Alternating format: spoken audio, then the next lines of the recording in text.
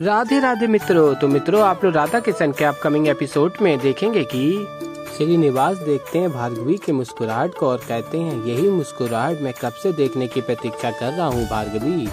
और फिर भार्गवी कहती है अपनी सखियों से, कौन छोड़ गया मेरे पसंदीदा पुष्पों की माला यहाँ। और फिर सखियाँ कहती हैं, भार्गवी ये हो कौन सकता है जिसे तुम्हारी रुचि के विषय में इतना कुछ ज्ञात है। और फिर भार्गवी कहती हैं, वही तो मैं भी सोच रही हूँ, क्योंकि इस विषय में माँ और मेरी सखियों को छोड़कर किसी को ज्ञात नहीं है। और तभी सखियाँ कहती हैं, बनो मत, चलो बताओ कौन है वो जो तुम्हें स्वप्न में सोने नहीं देता और भोर में पुष्पों की माला छोड़ जाता है। और तभी भार्गवी कहती है, मौन। और कहती है, देखो मुझे किसी गुप्त प्रशंसक की आवश्यकता नहीं है और न ही इन पुष्पों की। और तभी भार्गवी पुष्पों की माला फेंकने जा रही होती है और सखियाँ कहती हैं, अरे रुको, ये क्या कर रही हो। और कहती हैं, भार्गवी ये पुष्प तुम्हारे मन की तरह कोमल हैं, इन पर अपना क्रोध मत उतारो। और फिर भार्गवी कहती हैं, वैसे उचित तो तुम कह रही हो, इन कोमल पुष्पों का क्या दोष, इन्हें रख लेती हूँ। और कहती हैं आगे, वैसे ये है कौन जिसे मेरी गुप्त रुचियों के विषय में इतना ज्ञात है। और तभी श्रीनिवास कहते हैं, जिसका अस्तित्व तुमसे है उसे भला तुम्हारे विषय में भान कैसे नहीं होगा भार्गवी। और फिर मित्रों, आप लोग आगे देखेंगे कि श्रीनिवास कहते हैं, ऋषि भृगु ने तुम्हें अपनी पुत्री के रूप में मांगा और मुझसे दूर कर दिया। अब वही अपनी पुत्री का हाथ मेरे हाथ में देंगे। तुम्हारे जन्मदाता ही इस जन्म में हमें साथ लाएंगे भार्गवी। और फिर मित्रों, आप लोग आगे देखेंगे, ऋषिगण कहते हैं, क्या बात है आचार्य, आप इतने चिंतित क्यों हैं। और तभी ऋषि भृगु कहते हैं, चिंतित नहीं हूँ, आश्चर्यचकित हूँ। और बताते हैं, राजा आकाश की पुत्री पद्मावती की कुंडली और मेरी पुत्री भार्गवी की कुंडली समान है। और बताते हैं, दो कुंडलियों में इतनी समानता मैंने पहले कभी नहीं देखी। राजा आकाश अपनी पुत्री की कुंडली से विवाह का मुहूर्त जानना चाहते हैं। इसका अर्थ तो ये हुआ, जो मुहूर्त पद्मावती के विवाह का होगा वही मुहूर्त भार्गवी के विवाह का भी होगा। और तभी ऋषिगण कहते हैं, ये तो बड़ी शुभ बात है। और फिर आगे आप लोग देखेंगे कि ऋषि भृगु कहते हैं, भार्गवी का विवाह मेरी लक्ष्मी का विवाह अर्थात विष्णु आएंगे। और फिर मित्रों, आप लोग आगे देखेंगे कि ऋषि भृगु कहते हैं, भार्गवी का विवाह कराना ही होगा और नारायण भार्गवी को ढूंढ रहे होंगे। इससे पूर्व कि नारायण भार्गवी तक पहुँचे, मैं अपनी पुत्री का विवाह एक ऐसे व्यक्ति से करवाऊंगा जो घर जमाई बन के मेरे साथ मेरे घर में रहे, ताकि मेरी पुत्री लक्ष्मी मेरा घर छोड़कर कभी बाहर ना जाए, वो सदैव मेरे साथ मेरे घर में रहे। और तभी सेवक कहते हैं, प्रणाम ऋषिवर, ये देखिए कोई ये माला आश्रम के द्वार पर छोड़ गया है। और फिर ऋषि भृगु कहते हैं, गेंदे की पुष्पमाला, किसको ज्ञात है कि मुझे गेंदे की पुष्पमाला प्रिय है।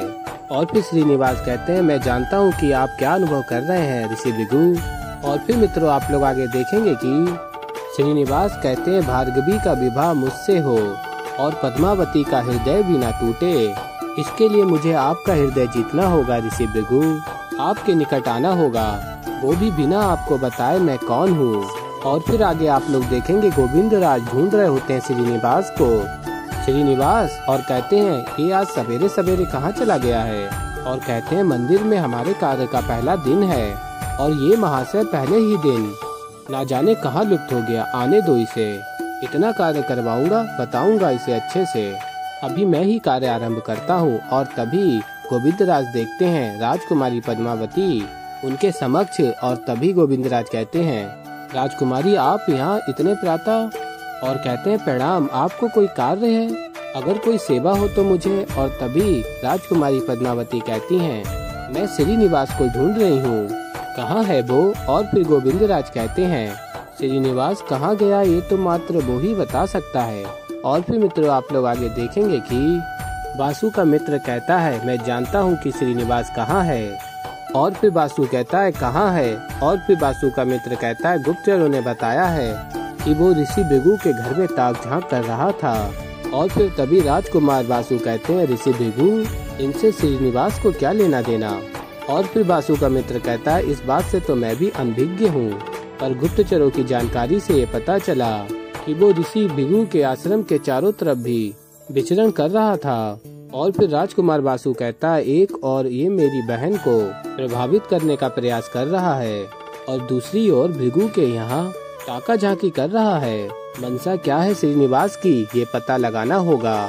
और फिर मित्रों आप लोग आगे देखेंगे कि श्रीनिवास आ जाते हैं और गोविंदराज कहते हैं कहाँ थे तुम, राजकुमारी प्रातः से तुम्हारी प्रतीक्षा कर रही हैं। और फिर आगे आप लोग देखेंगे कि राजकुमारी पद्मावती कहती है श्रीनिवास से, मैं तुमसे नहीं पूछूंगी कि तुम कहाँ गए थे, पहले ये बताओ कि तुम्हारे घाव कैसे हैं।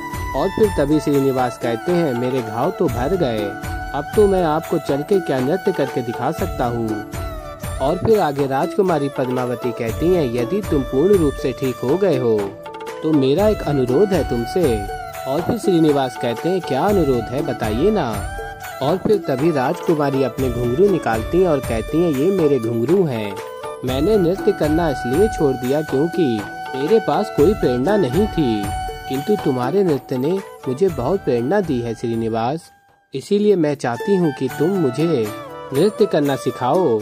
और फिर तभी श्रीनिवास स्मरण करते हैं नई समस्या, यदि मैं इन्हें नृत्य सिखाऊंगा तो इनकी आशाएं और अधिक बढ़ जाएंगी, क्या करूं महादेव, कैसे इनका भ्रम बढ़ने से रोकूं। और राजकुमारी पद्मावती कहती है तुम जो दक्षिणा मांगोगे मैं दूंगी, नटराज को साक्षी मान के कह रही हूँ, मैं सत्य में तुमसे नृत्य सीखना चाहती हूँ श्रीनिवास। और फिर तभी श्रीनिवास कहते हैं मैं ये कार्य नहीं कर सकता, क्षमा कीजिए।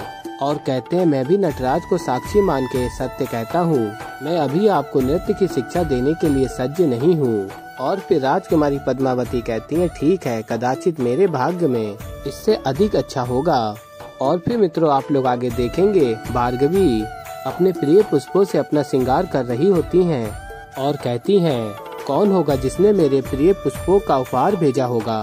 और तभी देखती हैं बाबा के स्वर में परिवर्तन, कहीं कोई चिंता की बात तो नहीं है।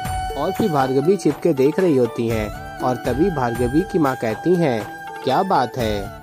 और फिर ऋषि भृगु कहते हैं हमें शीघ्र अति शीघ्र भार्गवी के विवाह की तैयारियां करनी होंगी।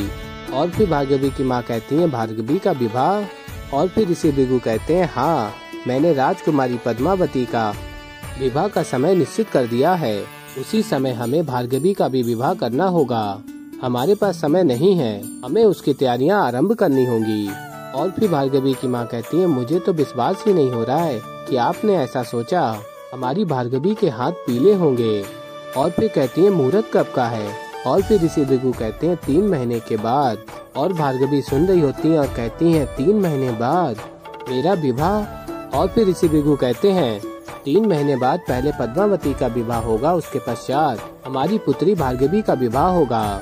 और फिर भार्गवी की माँ कहती है परंतु ऐसा क्यों। और फिर ऋषि भृगु कहते हैं क्योंकि पद्मावती की कुंडली देखने के पश्चात ही मुझे आभास हुआ कि भार्गवी भी विवाह के योग्य हो गई है, इसीलिए उत्तरदायित्व कहता है कि पहले पद्मावती का विवाह होना चाहिए। और फिर भार्गवी की माँ कहती है जैसा आप उचित समझें, परंतु विवाह किससे, आपने कुछ सोचा है। और फिर ऋषि भृगु कहते हैं वर भी मिल जाएगा, तुम विवाह की तैयारियां आरंभ करो।